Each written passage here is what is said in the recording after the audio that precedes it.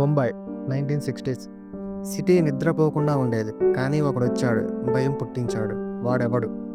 రమణ్ రాఘవ్. 2 సంవత్సరాల్లో 40 మందిని చంపేశాడు. ఈ సైకో స్టోరీ ఏంటో చూద్దాం. రమణ్ రాఘవ్ ముంబై స్లమ్స్లో ఒక డ్రిఫ్టర్. ఫ్యామిలీ లేదు, జాబ్ లేదు. మైండ్ మాత్రం ట్విస్ట్ అయింది. 1966లో మర్డర్ స్టార్ట్ చేశాడు. Homeless people. రాత్రి ఒక్కొక్కరు వాడి టార్గెట్స్. ఐరన్ రాడ్తోనో నైఫ్తోనో అటాక్ చేస్తాడు. స్కల్స్ పక్కన థ్రోట్స్. పోలీసులకు క్లూ లేదు. ముంబై షేక్ అయింది. వీడిని డ్రైవ్ చేసింది ఏంటి? రమణ్కి వాయిస్ వినిపించేది దేవుడు ఆర్డర్స్ ఇచ్చినట్టు. సైకో అనుకున్నా, వాడు కన్నింగ్.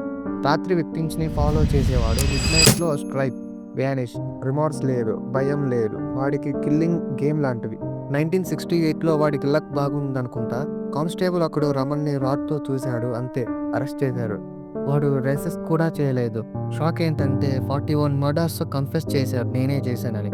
అది కూడా స్మైల్తో. వెపన్స్ కూడా చూపించాడు. లైఫ్ సెంటెన్స్ వేశారు.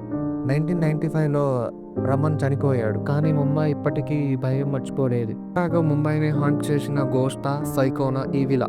నీకేమనిపిస్తుంది కామెంట్లో చెప్పు బ్రో. ఇంకా ట్రూ క్రైమ్ స్టోరీస్ కోసం ఫాలో చేయి. సేఫ్గా ఉండు.